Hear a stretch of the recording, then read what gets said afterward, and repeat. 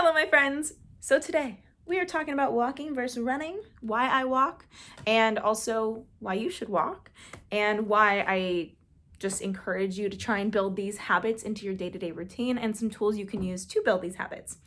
So, as always, if you have questions or anything like that, always feel free to reach out. That's exactly why I'm here. Otherwise, let's go.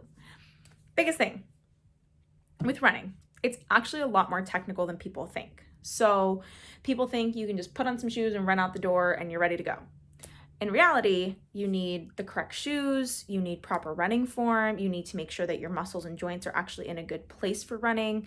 You need proper kind of like area or environment for your running, because running on really inconsistent pavement or running on like dirt paths can be actually very strenuous on your body.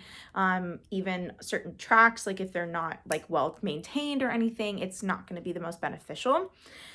So that's why running is actually a lot more technical than people think. And in general, your body is very adaptive. So your body adapts to whatever it is that you do. So say you're constantly going on your 3 or 4 mile run. That's a lot. 1 mile run every single day. Your body does start to adapt to that sort of energy output. So you always need to be consistently doing that. If you end up just being like, I'm done running and stop doing it, your body now is used to that sort of energy output.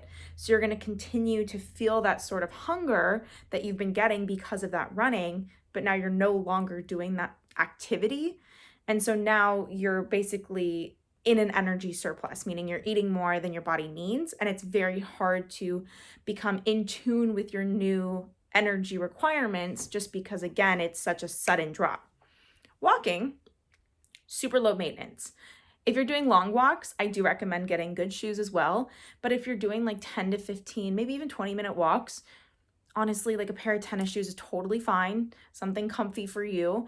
And then it's very low impact. It's not putting a lot of tension on your joints. If anything, it actually helps lubricate your joints and get your like blood flow going, and it can actually really improve your recovery, as well as it helps a lot with stress management, because that's a time you can be listening to music, you're still getting your vitamin D and going outside and getting that fresh air. And then also in general, it is a lot more sustainable long term. So you're not ramping up your hunger, you're not doing a very taxing energy output compared to what you are doing with running.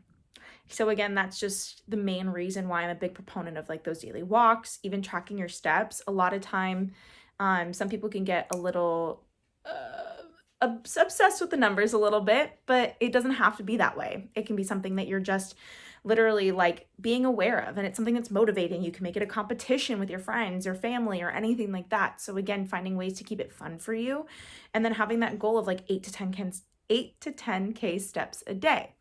Just because, again, like you'll notice you're probably not moving as much throughout the day, especially when you start tracking. You're like, wow, I barely move. What? So it's good to be aware of it, even just for a short period of time. Some ways you can kind of build it in: morning movement.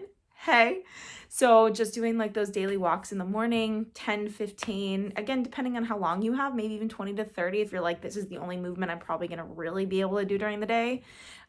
Morning movement, evening movement.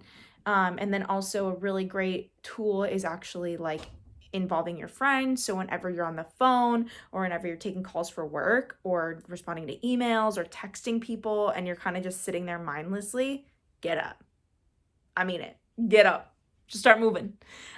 You'll notice that your body is very responsive to that, because again, it's a small thing. It's like a 5-minute walk around and your body's going to love you for it. You could also, every time you eat, you could immediately go for a 5-minute walk after. That's actually going to help your digestion.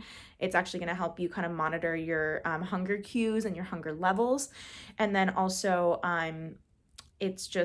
it's kind of like a relaxing way also to kind of unwind after, because sometimes people get a little stressed if they're like huffing down their food because they're in between things or anything like that.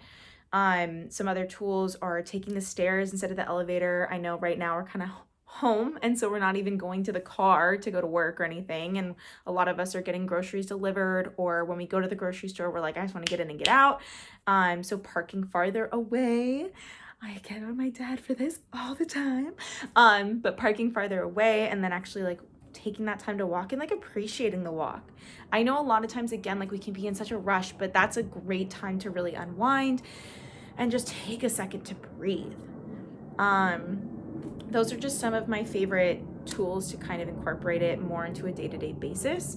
And so if you feel like, again, you're struggling with getting those steps in, or you feel like you're becoming more aware of the fact that you really aren't moving that much, feel free to reach out. As always, that's exactly why I'm here. That's it. I hope this has been informative for you on why I personally love it and why it's something that you can start to incorporate in your day-to-day routine. Otherwise, see you next time in morning movement.